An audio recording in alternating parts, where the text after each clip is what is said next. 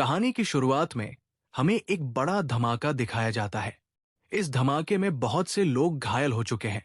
चारों ओर सिर्फ तबाही और विनाश दिखाई देता है। इसके बाद हमें कहानी का मेन कैरेक्टर दिखाया जाता है, जो घायल अवस्था में एक पत्थर के सामने बैठा हुआ है। उसकी हालत बहुत खराब है। वो मन ही मन खुद से सवाल करता है, क्या यही मेरा अंत है?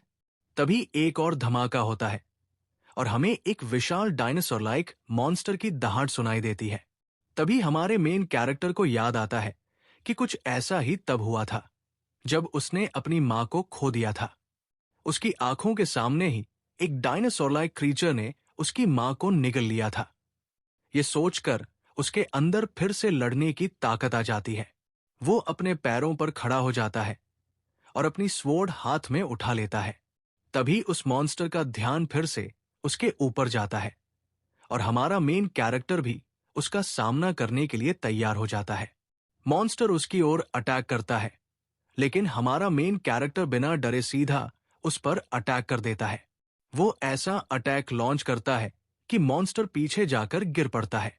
मॉन्स्टर गुस्से में फिर से दहाड़ता है और पूरा इलाका कांपने लगता है। इसके बाद हमारे मेन कैरेक्टर को फिर से घायल अवस्था में दिखाया जाता है। घायल होने के बावजूद वो खड़ा होता है और अपनी स्वॉर्ड एंड किक्स की बारिश उस मॉन्स्टर पर करने लगता है। एक बड़ा धमाका होता है और सीन कट हो जाता है।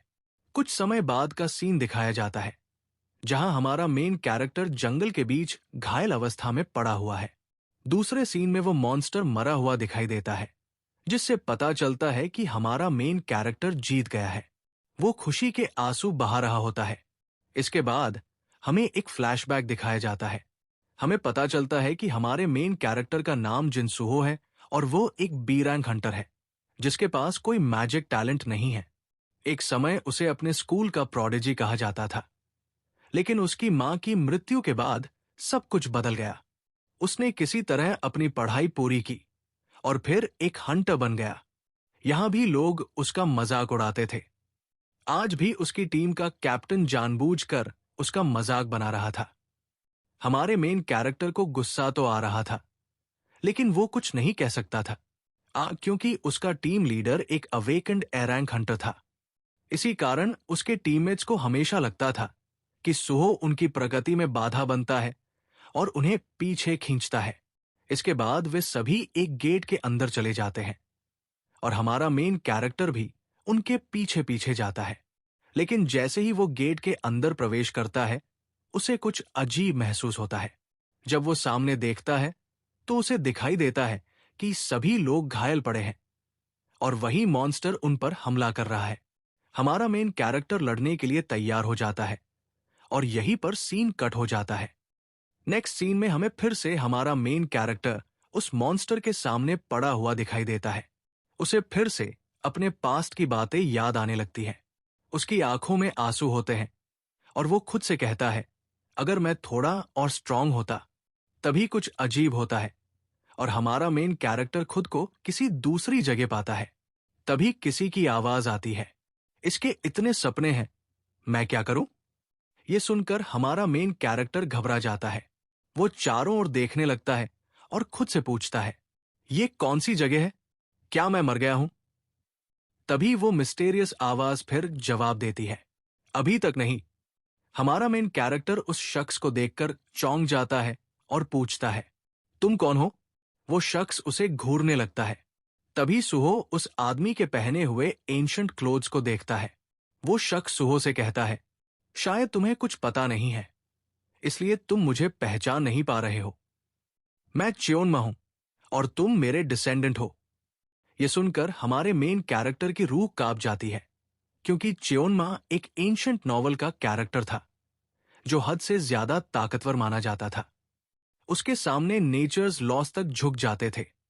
फैंटेसी नॉवल रीडर होने के कारण हमारे मेन कैरेक्टर को उसके बारे में पता था, लेकिन उसे हमेशा लगता था कि वो रियलिटी में कभी एग्जिस्ट ही नहीं करता था। और आज वही इंसान उसके सामने खड़ा होकर कह रहा था कि वो उसका एंसेस्टर है।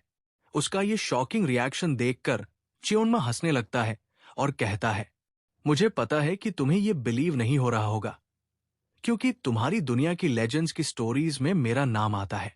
ये सुनकर हमारा मेन कैरेक्टर पूछता है, क्या तुम मेरे थॉट्स पढ़ रहे हो? वो मन ही मन सोचता है, या कोई अनइमेजिनेबल इविल फोर्स मुझे इस पर बिलीव करने के लिए मजबूर कर रही है? तभी च्योनमा गुस्से में उससे पूछता है, मेरे सामने खड़े होकर तुम क्या सोच रहे हो? फिर वो कहता है, तुम जैसे कचरे का मैं क्या करूं? ये सुनकर हमारा मेन कैरेक्टर गुस्से में कहता है, तो फिर तुम मुझे यहां क्यों लाए हो?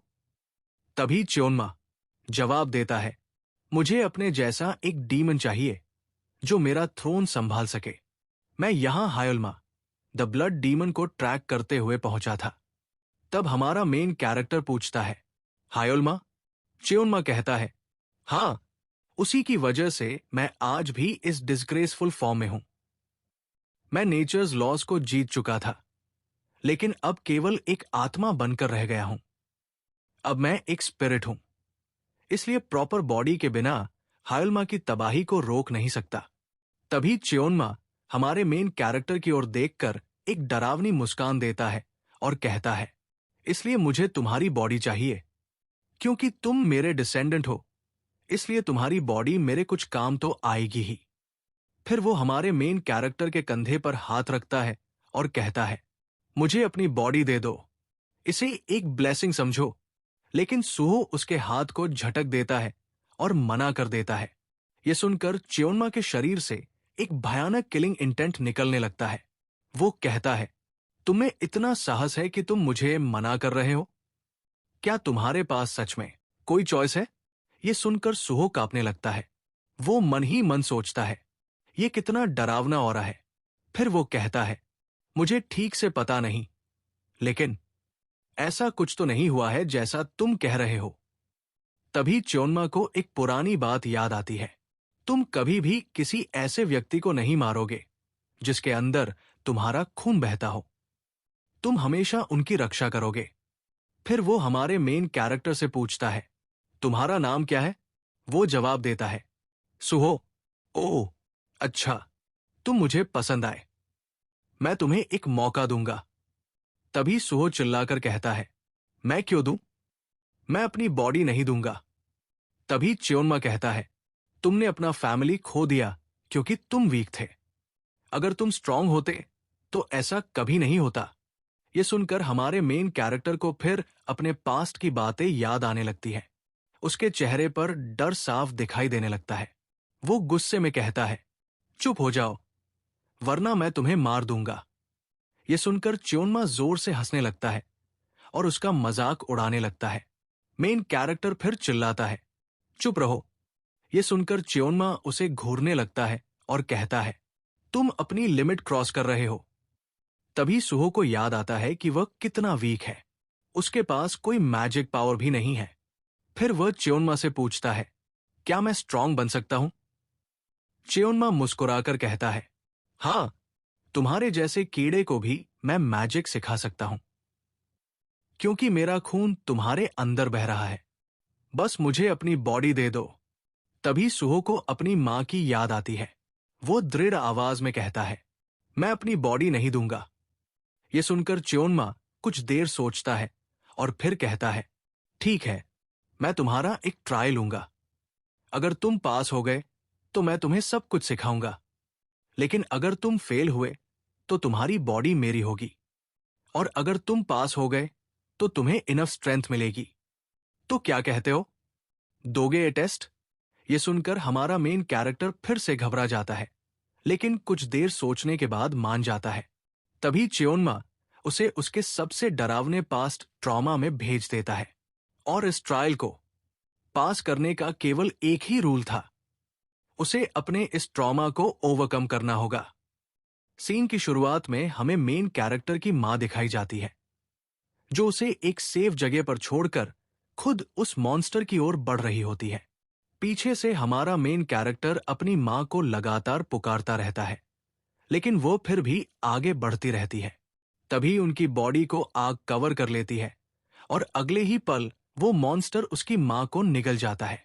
ये देखकर मेन कैरेक्टर बुरी तरह रोने लगता है, लेकिन वो कुछ भी नहीं कर सकता था। फिर सीन वापस प्रेजेंट में आ जाता है, जहां हमारे मेन कैरेक्टर के सामने यही घटना दोबारा चल रही होती है। उसे अपना असेसमेंट डे याद आने लगता है। उसे याद आता है कि कैसे सबने उसे बुल्ली किया था, कैसे उसकी कमजोरी पर हंसे थे और उसका मजाक उड़ाया था। उसे ये भी याद आता है कि उसने कितनी बार हार मानने के बारे में सोचा था, लेकिन फिर भी उसने कोशिश करना नहीं छोड़ा। और आज एक बार फिर वो उसी मॉन्स्टर के सामने खड़ा है जिसने उसकी मां को मार दिया था। तभी उसे अपनी मां सामने दिखाई देती है। उसी समय च्योन्मा उसके कान में फुसफुसाता है, जाओ और अपनी मां को गले लगा लो। हमारा मेन कैरेक्टर धीरे धीरे आगे बढ़ने लगता है, लेकिन अगले ही पल कुछ ऐसा होता है कि खुद च्योन्मा भी शॉक हो जाता है। वो देखता है कि सुहो ने अपनी स्वॉर्ड से अपनी मां के क्लोन को भेद दिया है। तब सुहो शांत आवाज में कहता है, मेरी मां हमेशा मुझे मुसीबतों से बचाने की कोशिश करती थी, वो कभी मुझे मुसीबत में नहीं धकेलती। ये सुनते ही च्योन्मा का डोमेन टूट जाता है। तभी सुहो गुस्से में च्योन्मा से कहता है, तुम किसी के इमोशंस के साथ मजाक नहीं कर सकते। अब बताओ, क्या मैं पास हुआ? ये सुनकर च्योन्मा खुद से सोचने लगता है, कोई इंसान इतनी स्ट्रॉन्ग मेंटल पावर कैसे रख सकता है? फिर वो मुस्कुराते हुए कहता है, बिल्कुल, बहुत बढ़िया, तुम ये ट्रायल पास कर चुके हो। तब सुहो पूछता है, अब बताओ, मैं स्ट्रॉन्ग कैसे बनूं? च्योन्मा जवाब देता है, इतनी भी क्या जल्दी है? इनर ची को मास्टर करने का एक स्टेप बाय स्टेप प्रोसेस होता है। यह सुनकर मेन कैरेक्टर भड़क जाता है और चिल्लाकर कहता है, तुमने ये बात पहले नहीं बताई? तब च्योन्मा मुस्कुराकर कहता है, मैंने कहा था कि मैं तुम्हारी बॉडी नहीं लूंगा, फिलहाल के लिए। जब तक तुम खुद मुझे अपनी बॉडी नहीं दोगे, मैं उसे नहीं लूंगा।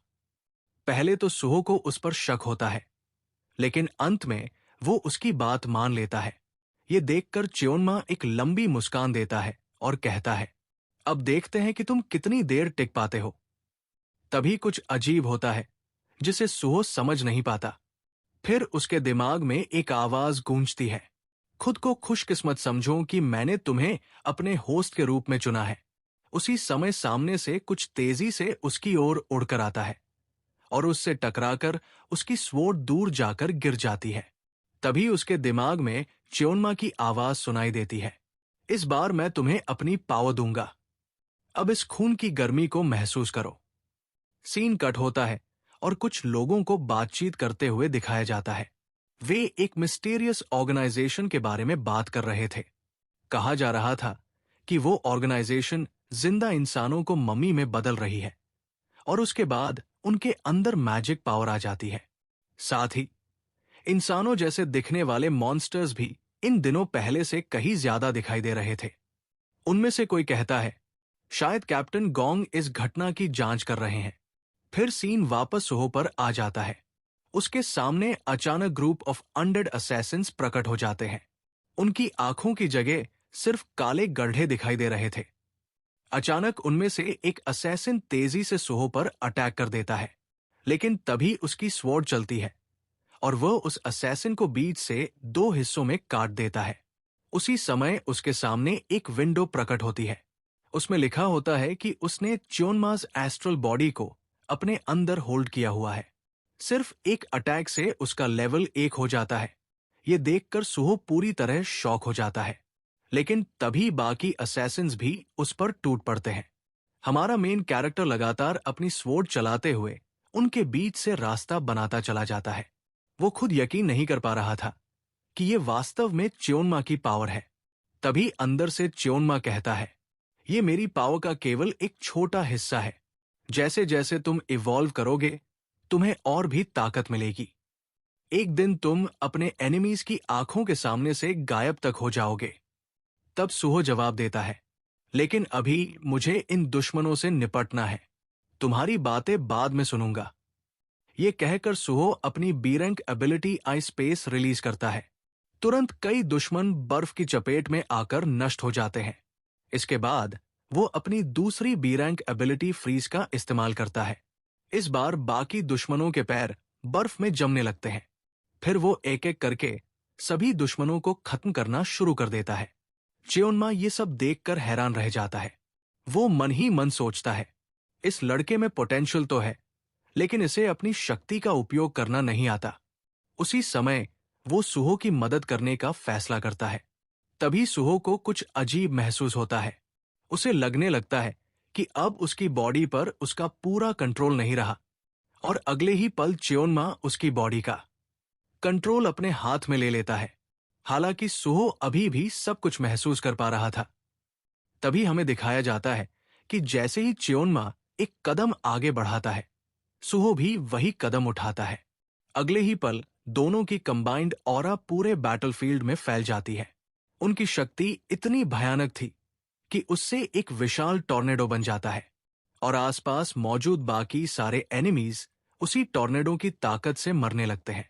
इसके बाद सुहो खुद सरप्राइज हो जाता है कि उसने इन सबको अकेले ही खत्म कर दिया है। तभी उसके अंदर से च्योन्मा की आवाज आती है, ये मेरी कैपेबिलिटी का 10% भी नहीं है। लेकिन इतनी शक्ति उसकी बॉडी संभाल नहीं पाती और उसकी बॉडी कोलैप्स हो जाती है। तभी उसके सामने एक पॉपअप आता है जिसमें दिखाया जाता है कि उसके स्किल्स का लेवल अप हो गया है। कुछ देर बाद उसे होश आता है। वो खुद को हॉस्पिटल के बेड पर पाता है। तभी च्योन्मा उसे जागने की बधाई देता है। तब सुहो पूछता है, क्या सच में वो मेरी पावर थी? क्या वो पावर तुमने मुझे दी थी? च्योन्मा जवाब देता है, हाँ। फिर वो पूछता है, तो तुम्हें मेरी पावर कैसी लगी? सुहो ना मानने के बावजूद कहता है, वो पावर अमेजिंग थी।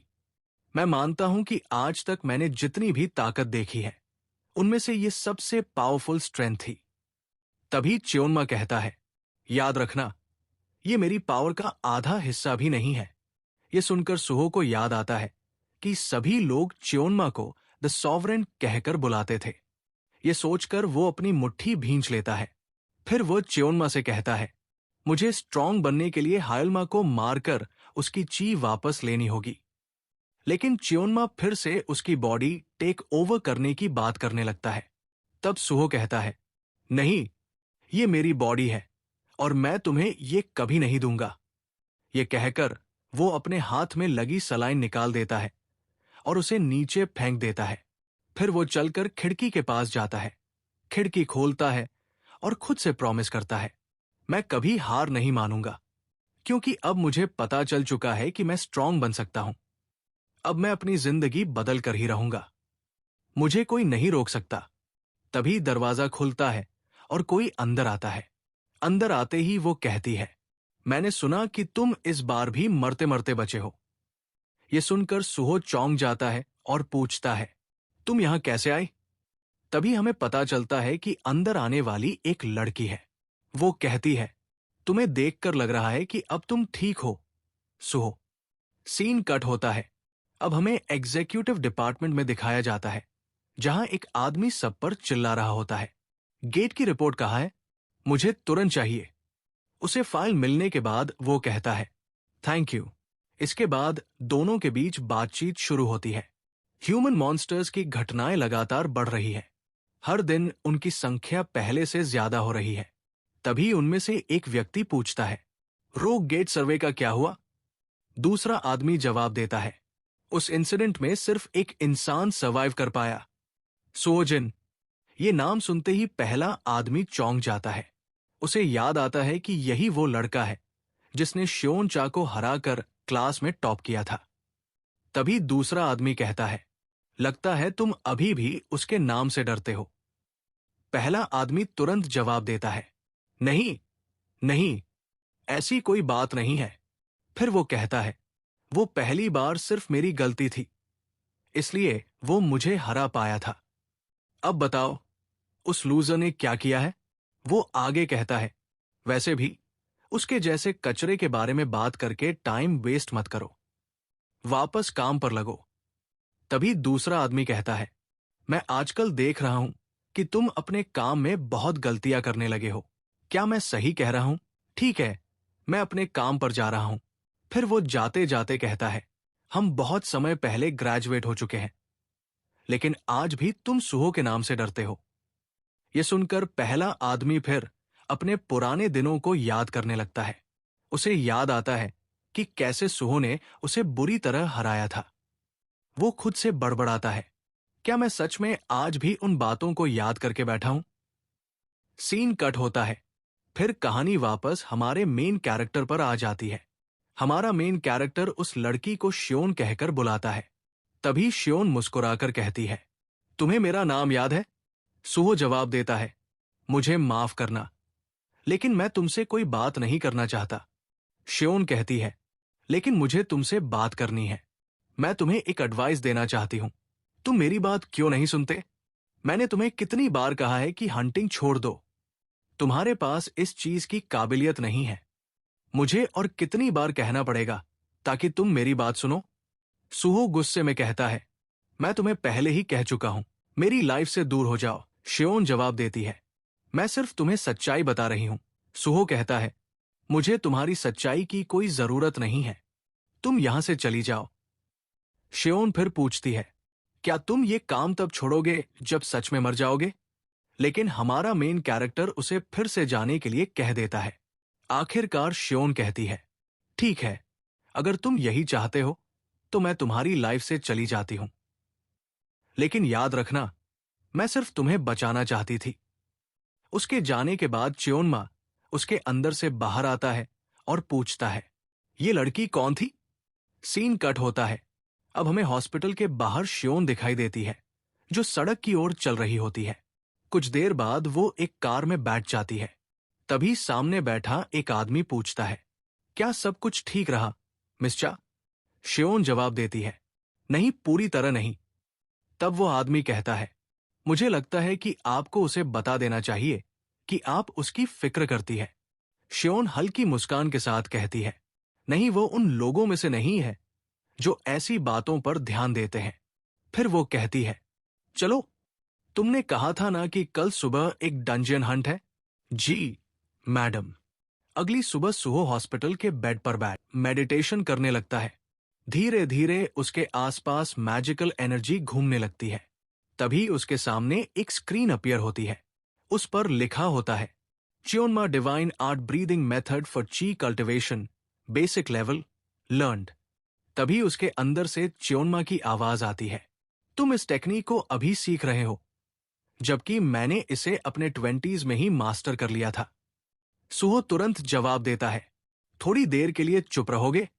लेकिन च्योनमा मन ही मन सोचता है, मेरा खून इसके अंदर बहने के बावजूद ये इतनी जल्दी इस टेक्निक को कैसे सीख रहा है?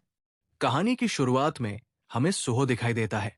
वो अपने फोन की स्क्रीन पर एक गेट की रिपोर्ट पढ़ रहा होता है।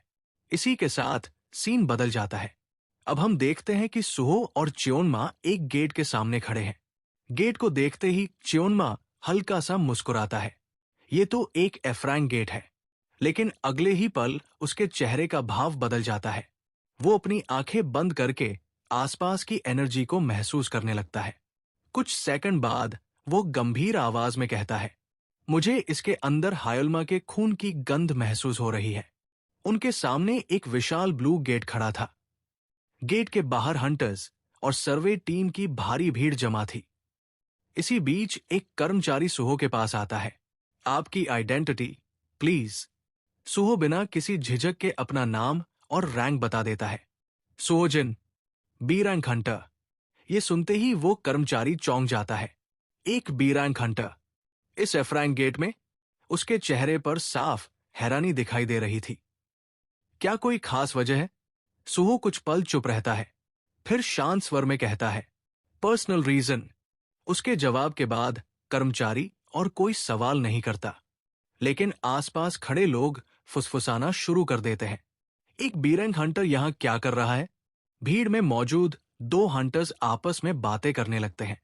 अचानक उनमें से एक की आंखें चौड़ी हो जाती है। रुको, क्या ये सुहोजन है? दूसरा हंटर ध्यान से देखता है, फिर उसके चेहरे पर भी पहचान की झलक आ जाती है। हाँ, वही जीनियस स्टूडेंट जिसके बारे में कहा जाता था कि एक दिन सिर्फ कोरिया ही नहीं, पूरी दुनिया उसका नाम जानेगी। पहला हंटर तिरस्कार भरी हंसी हंसता है, और अब देखो उसे, मुझे लगता है वो अपना खोया हुआ नाम वापस पाने आया है। दूसरा हंटर सिर हिलाता है, शायद उसके अंदर की आग बहुत पहले बुझ चुकी है, अब बस राख बची है। उन्हें अंदाजा भी नहीं था कि उनकी हर बात सुहो साफ साफ सुन रहा था। उसकी मुट्ठियां अनजाने में कस जाती है, लेकिन वो कोई प्रतिक्रिया नहीं देता।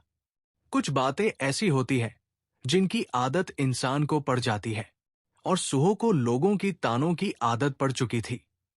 भीड़ के बीच अकेले खड़े खड़े उसकी नजर गेट पर टिक जाती है। उसे अपना अतीत याद आने लगता है, वो समय जब एकेडमी में उसका नाम सम्मान के साथ लिया जाता था। लेकिन अब सब कुछ बदल चुका था।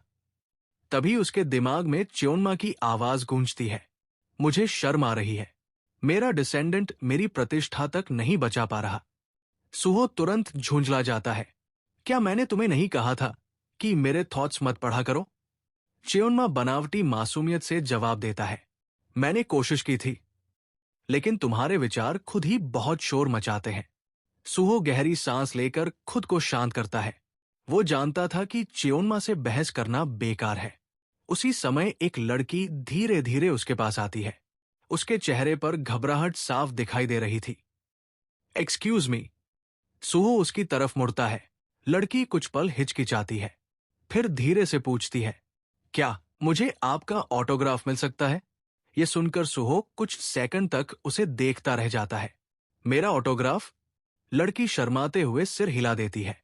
शायद आपको याद नहीं होगा, लेकिन एक बार आपने मेरी जान बचाई थी। अगर उस दिन आप नहीं होते तो शायद मैं आज जिंदा नहीं होती। उसकी बात सुनकर सुहो चुप हो जाता है। पास खड़े कुछ लोग फिर फुसफुसाने लगते हैं, लेकिन इस बार सुहो उन बातों पर ध्यान नहीं देता। उसके चेहरे पर हल्की मुस्कान आ जाती है। इस डंजियन हंट के बाद मैं तुम्हें ऑटोग्राफ दे दूंगा। लड़की की आंखें चमक उठती है। सच? Thank you. वो जल्दी से अपने दोस्तों के पास लौट जाती है। उसे खुश देखकर सुहो पहली बार महसूस करता है कि शायद वो खुद को जितना बेकार समझता है उतना बेकार नहीं है। लेकिन ये भावना ज्यादा देर टिक नहीं पाती। च्योन्मा फिर बोल पड़ता है, तुम्हारे अलावा यहां कई स्ट्रांग लोग मौजूद हैं। सुहो का ध्यान तुरंत भीड़ की तरफ चला जाता है। उसी समय एक सीरंग हंटर सामने आता है। उसे देखते ही आसपास मौजूद हंटर्स सीधे खड़े हो जाते हैं। कुछ ही देर बाद एक महिला आगे बढ़कर घोषणा करती है, आज की सर्वे कॉर्प्स ऑपरेशन का नेतृत्व बायोंक्योल कांग करेंगे। भीड़ में उत्साह फैल जाता है। फुसफुसाहट और चर्चा फिर शुरू हो जाती है। महिला आगे कहती है, और इस रेड में हमारे साथ बी रैंक हंटर सोजिन भी शामिल होंगे। बायोंक्योल आगे आता है और सुहो की तरफ हाथ बढ़ाता है। ऊपर से वो विनम्र दिखाई दे रहा था, लेकिन उसकी आंखों में कुछ और ही चल रहा था। हाथ मिलाते समय उसके चेहरे पर एक ऐसी मुस्कान थी जिसे केवल सुहो ही समझ सकता था। वो भीतर ही भीतर उसका मजाक उड़ा रहा था। शायद वो सोच रहा था कि इस रेड के बाद उसे और नीचा दिखाने का मौका मिलेगा। कुछ देर बाद पूरी टीम गेट के अंदर प्रवेश कर जाती है।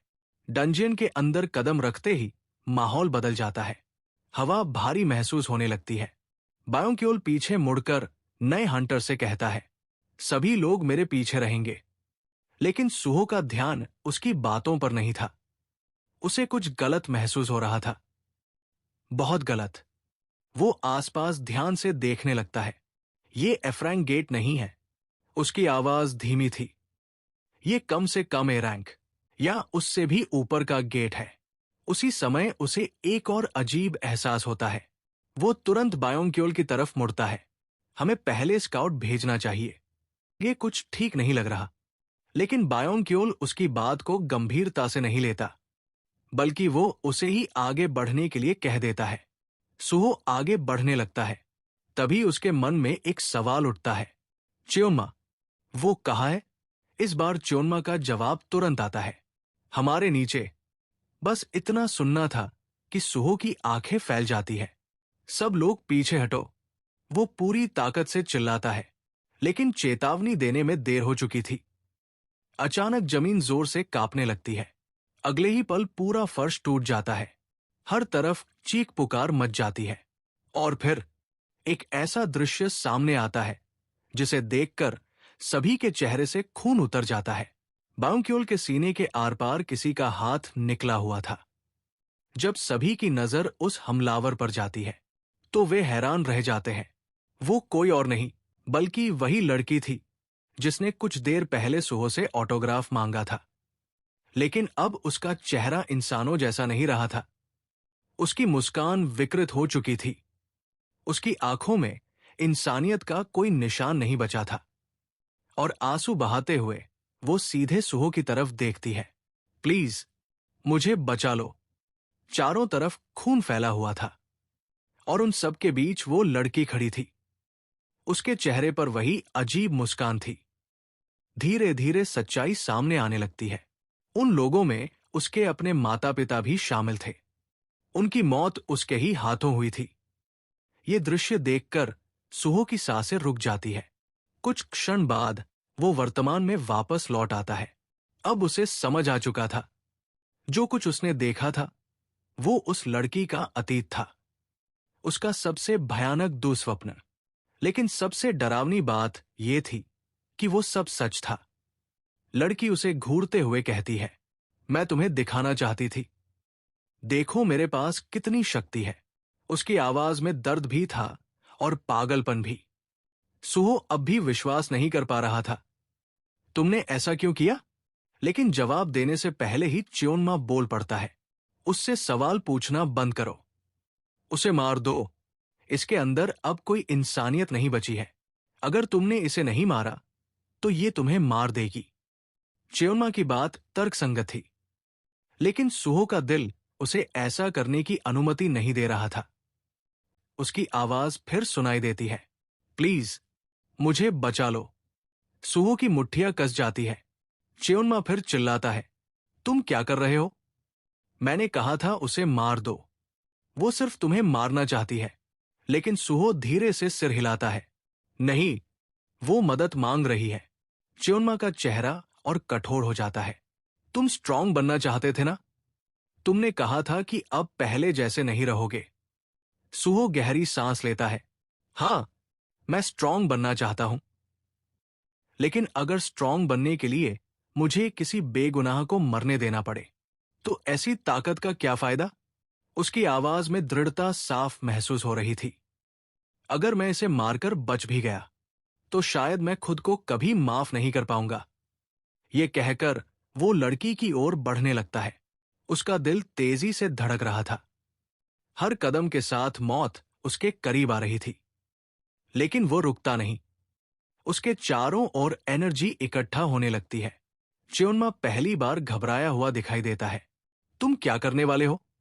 तुमने अभी तक च्योन्मास डिवाइन आर्ट्स की बेसिक टेक्निक्स भी मास्टर नहीं की है। लेकिन सुहो उसकी बात काट देता है, इस बार मुझे खुद संभालने दो।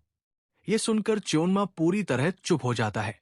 उसके मन में पहली बार एक सवाल उठता है, क्या ये लड़का खुद को अवेकन कर रहा है? उसी समय लड़की कुछ क्षणों के लिए अपनी इंसानियत वापस पा लेती है। आंसू उसके चेहरे पर बह रहे थे। वो कांपती हुई आवाज में कहती है, भाग जाओ। लेकिन सुहो पीछे हटने से इनकार कर देता है। अगले ही पल लड़की के हाथ में फिर से स्वॉर्ड बन जाती है और वो पूरी ताकत के साथ सुहो पर हमला कर देती है। लेकिन इस बार सुहो बचने की कोशिश नहीं करता। वो सीधे अपने दोनों हाथ आगे बढ़ा देता है। ब्लेड उसके हाथों को चीरती हुई अंदर तक धंस जाती है। खून चारों तरफ फैल जाता है। दर्द असहनीय था, लेकिन सुहो फिर भी नहीं हटता। ये देखकर लड़की पूरी तरह स्तब्ध रह जाती है। सुहो दर्द से कांपते हुए भी मुस्कुराता है और उससे पूछता है, तुमने मुझे बचाने के लिए कहा था ना?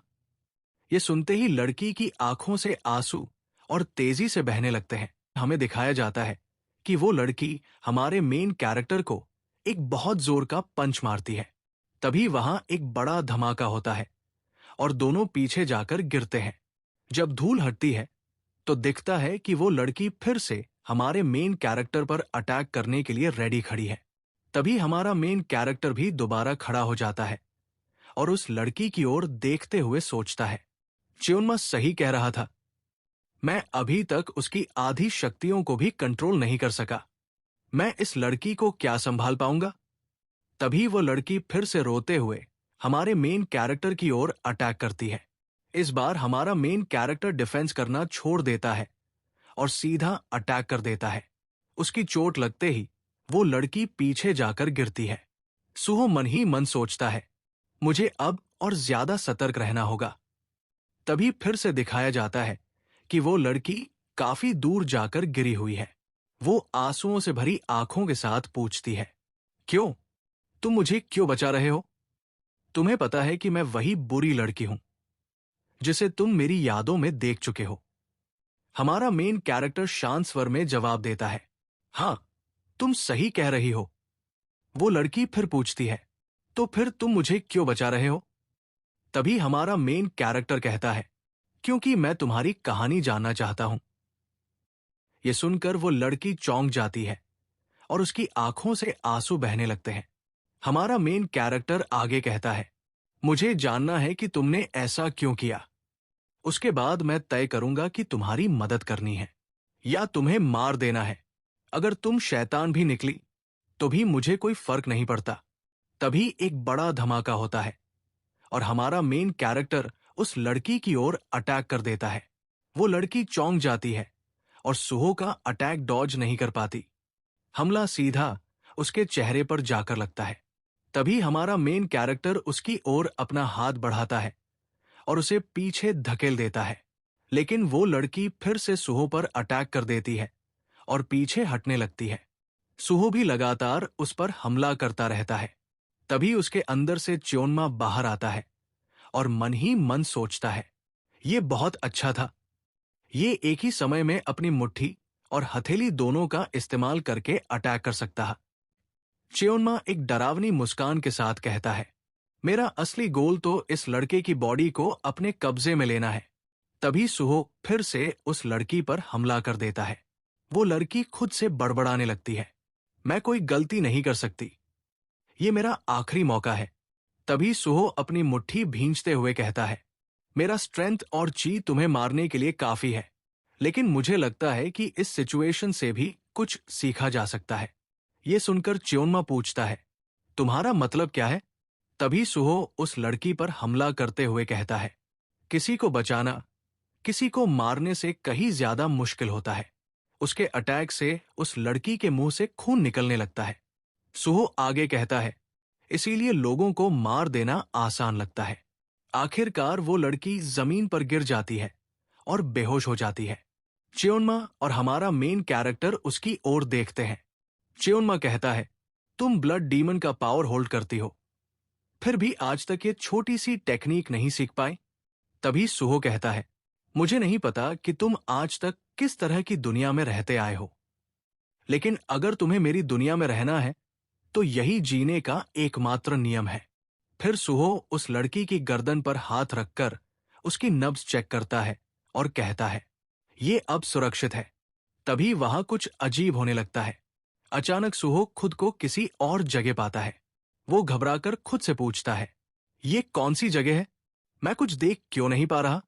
तभी पीछे से तालियों की आवाज सुनाई देती है। ये सुनकर हमारा मेन कैरेक्टर इधर उधर देखने लगता है। अचानक उसे दूर एक लाल कलर की डरावनी ऑरा दिखाई देती है।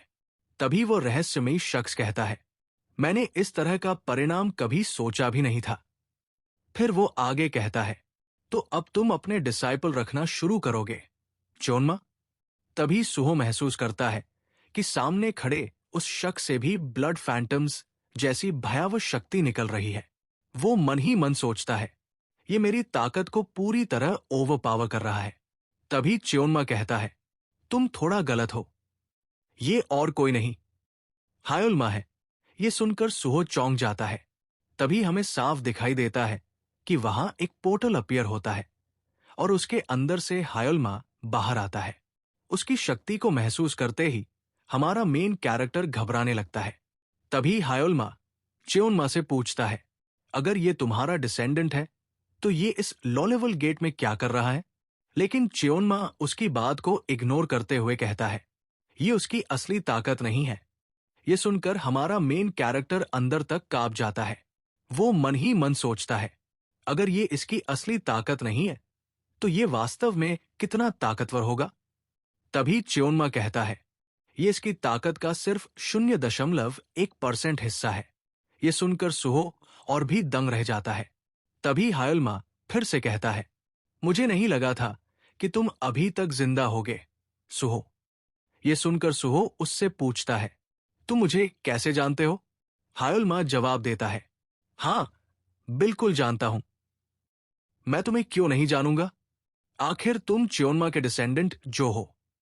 तभी च्योनमा आगे बढ़ते हुए कहता है, ओह, तो अब मुझे सब समझ में आ गया।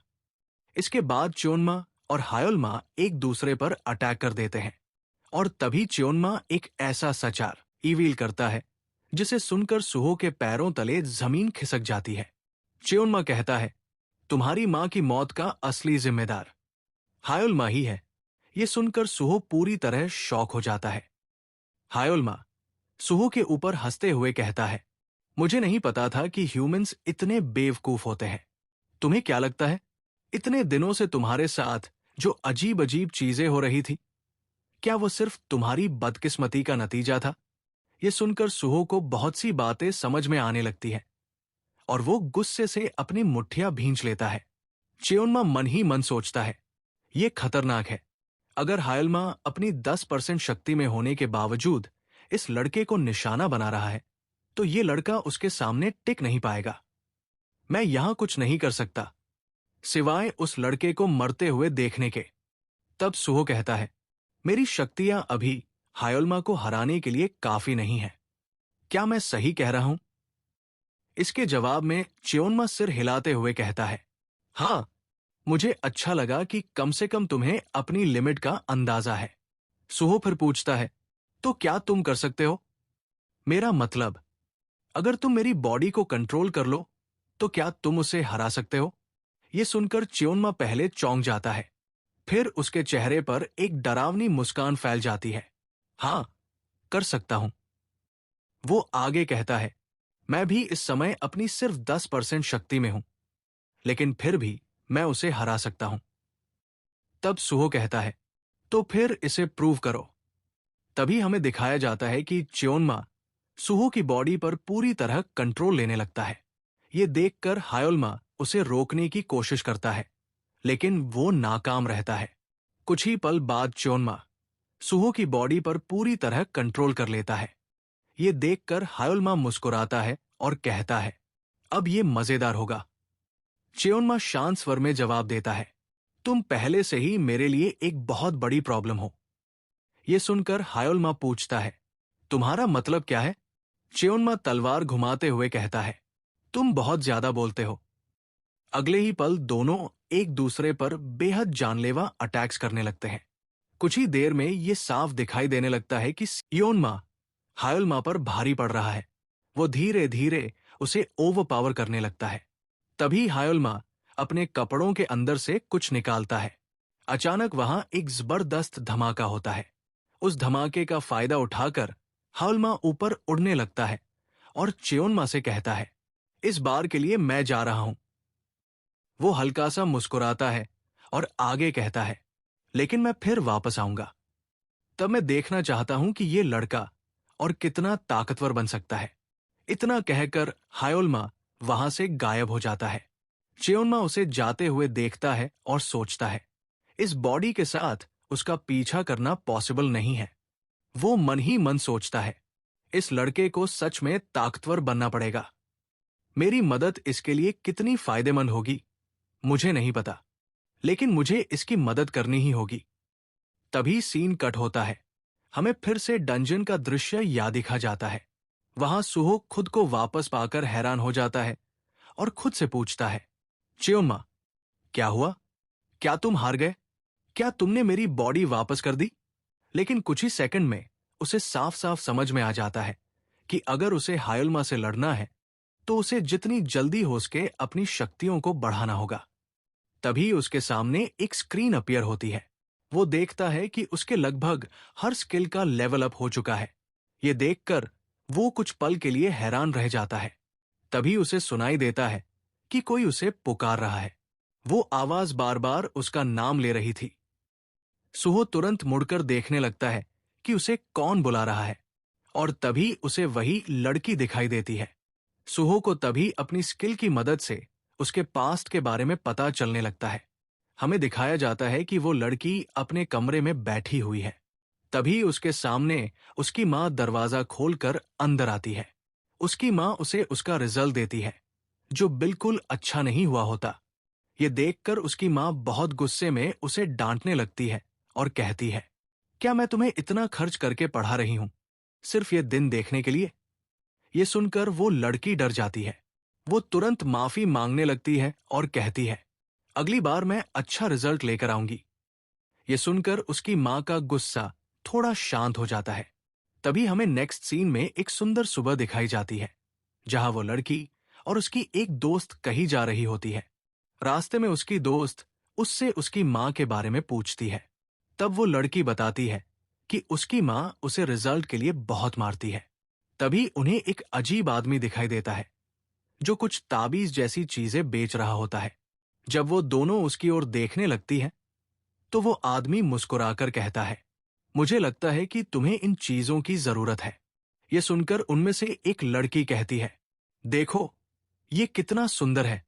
तब वो लड़की भी उस ताबीज को देखकर कहती है, हाँ, ये सच में बहुत सुंदर है। तभी वो अजीब आदमी उनसे पूछता है, क्या तुम एक लकी चार्म लेना चाहोगी? वो लड़की पूछती है, इसकी कीमत कितनी है? तब वो आदमी जवाब देता है, सिर्फ 1000 येन। ये सुनकर वो लड़की थोड़ा चौंक जाती है, लेकिन अपनी दोस्त के कहने पर वो उसे खरीद लेती है। जब वे वहां से जाने लगती है, तो वो लड़की उस लकी चार्म को देखकर मुस्कुराती है। लेकिन जैसे ही दोनों वहां से दूर जाती हैं, वो अजीब आदमी एक रहस्यमयी मुस्कान देता है और अचानक वहां से गायब हो जाता है। तभी हमें उस लड़की का असेसमेंट डे दिखाया जाता है। वो बहुत डरी हुई होती है और डरते डरते अपना एग्जाम देती है। कुछ समय बाद उसकी टीचर उसे रिजल्ट देते हुए कहती है, मुझे दिख रहा है कि तुम बहुत मेहनत कर रही हो। लेकिन जब वो अपना रिजल्ट देखती है, तो उसकी आंखें फैल जाती है। उसने फिर से पहले जैसा ही रिजल्ट किया होता है, बल्कि इस बार उसके मार्क्स पहले से भी ज्यादा खराब आए होते हैं। ये सोचकर वो पूरी तरह घबरा जाती है। जब वो घर वापस आती है, तो वो पहले से भी ज्यादा डरी हुई होती है। वो हिम्मत करके दरवाजा खोलती है और अंदर जाते ही देखती है कि उसकी माँ गुस्से में उसका इंतजार कर रही है। उसकी माँ उसे अंदर आने के लिए कहती है और गुस्से में पूछती है, तुमने इतना खराब रिजल्ट कैसे किया? तुम स्कूल जाकर आखिर करती क्या हो? इसके बाद उसकी माँ और पिता उसे एक कमरे में बंद करके डांटने लगते हैं। तभी वहां कुछ अजीब होने लगता है। उसके सामने कांच की बनी एक तितली उड़ती हुई आती है। वो तितली उसकी ओर देखकर कहती है, तुम दर्द में हो क्योंकि तुम कमजोर हो। अगर तुम ताकतवर होती, तो तुम्हारे साथ ऐसा कभी नहीं होता। ये सुनकर उस लड़की के अंदर कुछ बदलने लगता है। वो धीरे से कहती है, मुझे शक्ति चाहिए। मुझे इतनी शक्ति चाहिए कि मैं और मजबूत बन सकूं। फिर मेरे ऊपर होने वाला ये सारा अत्याचार हमेशा के लिए खत्म हो जाएगा। तभी वहां कुछ और अजीब होने लगता है। वो लड़की एक चाकू उठा लेती है। उसकी आंखों में एक डरावनी चमक दिखाई देने लगती है। वो खुद से बड़बड़ाने लगती है, मुझे सबको मारना होगा, तभी मैं ताकतवर बन पाऊंगी। उसी समय उस लकी चार्म के ऊपर एक भयानक चेहरा उभर आता है। वो चेहरा देखकर ऐसा लगता है मानो कोई अंधेरी शक्ति उसे नियंत्रित कर रही हो। अगले ही पल वो लड़की अपने माता पिता पर नाइफ अटैक कर देती है। उसके हाथ कांप रहे होते हैं, आंखों से आंसू बह रहे होते हैं, लेकिन फिर भी उसका हाथ रुक नहीं रहा होता। और तभी वहां सीन कट हो जाता है। जब सीन प्रेजेंट में वापस आता है, तो सभी लोग उस लड़की पर जानलेवा हमले करने और कई लोगों की मौत का जिम्मेदार होने का आरोप लगाने लगते हैं। तभी सीन हमारे मेन कैरेक्टर के ऊपर आता है। अब उसे पूरी सच्चाई समझ में आने लगती है। वो मन ही मन सोचता है, तो इसका मतलब वो रहस्यमयी आदमी और कोई नहीं, हायुल माही था। ये सोचकर सुहो की आंखें फैल जाती है और उसके चेहरे पर गुस्सा साफ दिखाई देने लगता है। कहानी की शुरुआत में हमें गिल्ड हेडक्वार्टर दिखाई जाती है। तभी सामने खड़ा आदमी कहता है, वो सिर्फ एक एफ्रैंक गेट है, उसको लेकर चिंता करने की इतनी क्या जरूरत है? तभी दूसरा आदमी जवाब देता है, वहां एक एरैंक हंटर और कई न्यूकमर्स मारे जा चुके हैं। ये सुनकर सामने वाला आदमी गुस्से में टेबल पर हाथ मारते हुए कहता है, तो उससे क्या हुआ? तभी दूसरा आदमी उसे जवाब देता है, उसमें बचने वाला इंसान सुहोजिन था। ये सुनकर जो आदमी अभी जाने के मूड में नहीं था, वो तुरंत तैयार होकर चलने के लिए कहता है। तभी दूसरा आदमी कहता है, मैं तुम्हारे डिपार्टमेंट से नहीं हूं, तो मैं तुम्हारे साथ क्यों जाऊं?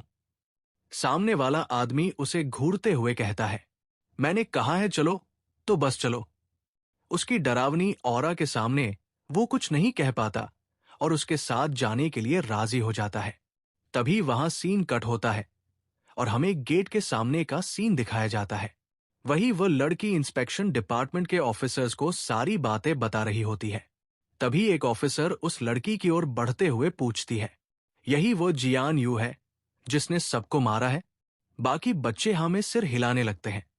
तभी उस लड़की के ऊपर एक डरावनी औरा छा जाती है और सामने खड़ी ऑफिसर सख्त लहजे में कहती है, साधारण नागरिकों को मारना एक क्राइम है।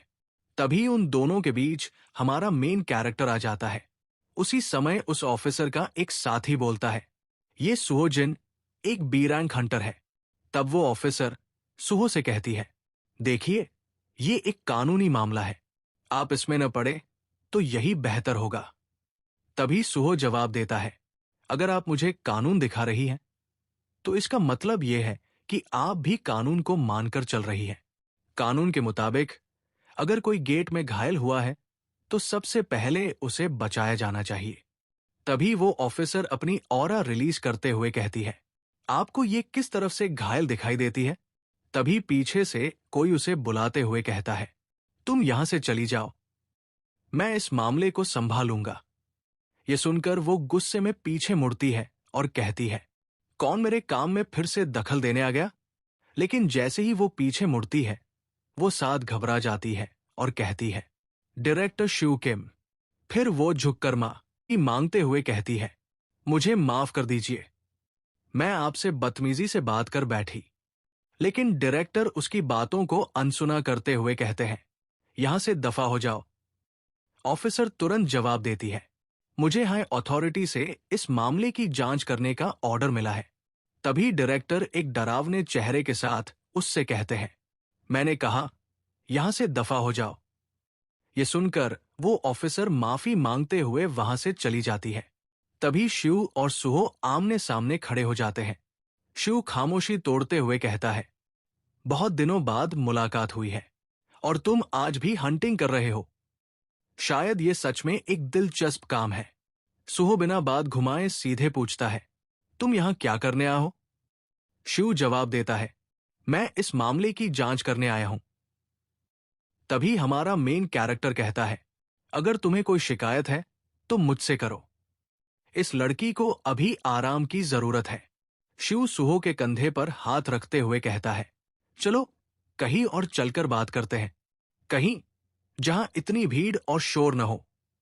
इसके बाद वो एक गंभीर चेहरे के साथ कहता है, मुझे पता चला है कि यहां कोई ऐसी मैजिक इस्तेमाल कर रहा था जो इंसानों की ताकत को खींच लेती है। ये कहते हुए वह अपनी पावर सुहो के सामने रिलीज है। तभी सुहो भी अपनी पावर जगा लेता है और पूछता है, क्या तुम्हारे पास कोई प्रूफ है? शिव जवाब देता है, एक बी रैंक हंटर होकर भी एस रैंक मैजिक को सप्रेस कर लेना, क्या ये अपने आप में प्रूफ नहीं है? तभी कुछ देर बाद का सीन दिखाया जाता है। अब वे तीनों एक ऑफिस रूम में बैठे हुए होते हैं। उनके सामने कॉफी रखते हुए कहता है, बहुत लंबे समय बाद आप दोनों की मुलाकात हुई है।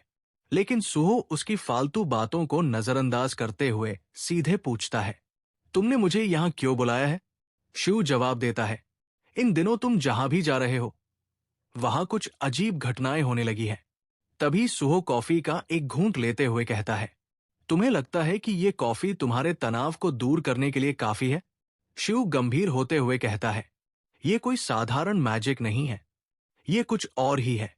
तभी सुहो गुस्से में टेबल पर हाथ पटकते हुए कहता है, तुम लोग आखिर करना क्या चाहते हो? तुमने मुझे यहां सिर्फ बात करने के लिए नहीं बुलाया है। अगर तुम लोग कुछ और सोच रहे हो तो साफ साफ कहो। इसी बीच अचानक उसके सामने कई स्क्रीन पॉपअप होने लगते हैं। वो चौंक कर उनकी ओर देखने लगता है और तभी उसे पता चलता है कि उसके लगभग सभी स्किल्स का लेवल अप हो गया है। इतना ही नहीं, उसने कई नई स्किल्स भी सीख ली है। तभी शिव को वो दिन याद आने लगता है जब वो पहली बार सुहो के सामने हारने वाला था। यादों का सिलसिला शुरू होते ही हमें एक विशाल मैच अरीना दिखाई देता है। चारों ओर दर्शकों की भीड़ मौजूद होती है और सभी की निगाहें आने वाले मुकाबले पर टिकी हुई होती है। ऑडियंस में बैठे दो लोग, एक लड़की और एक लड़का, आपस में शिव और सुहो के बारे में बातें कर रहे होते हैं। वो लड़का मुस्कुराते हुए कहता है कि उसे पूरा यकीन है कि आज शिव ही जीतेगा। लड़की भी सहमति में सिर हिलाते हुए कहती है कि बेचारा सुहो शायद ज्यादा देर तक टिक भी नहीं पाएगा। तभी अरीना में मौजूद लोगों का शोर बढ़ने लगता है। दोनों प्रतियोगी एक एक करके मैच अरीना में एंटर करते हैं। वो लड़की उत्साहित होकर उस लड़के को अपने पास बैठने के लिए बुलाती है ताकि वे दोनों आराम से बैठकर शिव और सुहो की फाइट का मजा ले सकें। इसके बाद वह अपने बैग से एक लॉलीपॉप निकालकर उसे देती है। लॉलीपॉप देखते ही वो लड़का हंस पड़ता है और मजाक करते हुए कहता है, मुझे तो अब तक लग रहा था कि तुम सिगरेट पी रही थी। ये सुनकर वो लड़की नाराज होकर उसे घूरने लगती है, जबकि आसपास बैठे कुछ लोग हंसने लगते हैं। उसी समय मुकाबला शुरू होने का संकेत दिया जाता है। दोनों फाइटर्स तुरंत एक दूसरे की ओर बढ़ते हैं और बिना समय गवाए हमला कर देते हैं। जैसे ही उनकी पहली टक्कर होती है, उनके बीच की ताकत का अंतर साफ महसूस होने लगता है। धीरे धीरे सुहो की पावर शिव को ओवरपावर करने लगती है। ये देखकर ऑडियंस पूरी तरह शॉक हो जाती है। किसी को भी यकीन नहीं हो रहा होता कि अब तक कमजोर समझा जाने वाला सुहो शिव पर इतना भारी पड़ सकता है। लोग आपस में फुसफुसाने लगते हैं और पूरा स्टेडियम हैरानी से भर जाता है। तभी सुहो अपना मैजिक यूज करना शुरू कर देता है। अगले ही पल उसकी शक्ति का दबाव इतना बढ़ जाता है कि शिव घुटनों पर आने के लिए मजबूर हो जाता है। ये दृश्य देखकर पूरे अरीना में सन्नाटा छा जाता है। किसी ने भी इस नतीजे की उम्मीद नहीं की थी। तभी अचानक सीन प्रेजेंट में वापस आ जाता है। यहाँ सुहो अपनी पावर्स को दबाने की कोशिश करने लगता है, लेकिन जितना वो उन्हें नियंत्रित करने की कोशिश करता है, उसके सिर में उतना ही तेज दर्द होने लगता है। वो अपना सिर पकड़ लेता है और दर्द से कराह उठता है। उसकी सांसें तेज होने लगती है और उसे महसूस होता है कि उसके अंदर कुछ असामान्य हो रहा है। तभी उसके अंदर से च्योन्मा प्रकट होता है। वो सुहो की हालत देखकर कहता है, मुझे लगा था कि तुम फिर से किसी मुसीबत में फंस गए हो। तब सुहो दर्द से परेशान होकर उसकी ओर देखता है और पूछता है, ये मेरे साथ क्या हो रहा है? क्या तुम फिर से मेरी बॉडी को पोजेस करने की कोशिश कर रहे हो? ये सुनकर च्योन्मा हल्का सा सिर हिलाता है। फिर वो गंभीर आवाज में कहता है, नहीं, ये मैंने नहीं किया। कुछ पल रुकने के बाद वो सुहो की आंखों में देखते हुए कहता है, ये तुम्हारा असली नेचर है। ये सुनकर सुहो चौंक जाता है कि ये उसका असली नेचर है। उसे विश्वास नहीं होता तो वो च्योन्मा से पूछता है, क्या तुम सही कह रहे हो? तभी वो जवाब देता है, हाँ, बिल्कुल, तुम मेरे डिसेंडेंट हो, इसलिए तुम्हारे अंदर इस तरह की हिडन पावर्स का होना बहुत ही आम बात है। ये सुनकर हमारा मेन कैरेक्टर चौंक जाता है और उसे समझ में आने लगता है कि ये सब उसकी नई स्किल का असर है। तभी सामने से आवाज आती है, तुम अपना स्वॉर्ड निकालो। ये सुनकर सुहो सामने शुई की ओर एक खाली नजरों से देखने लगता है।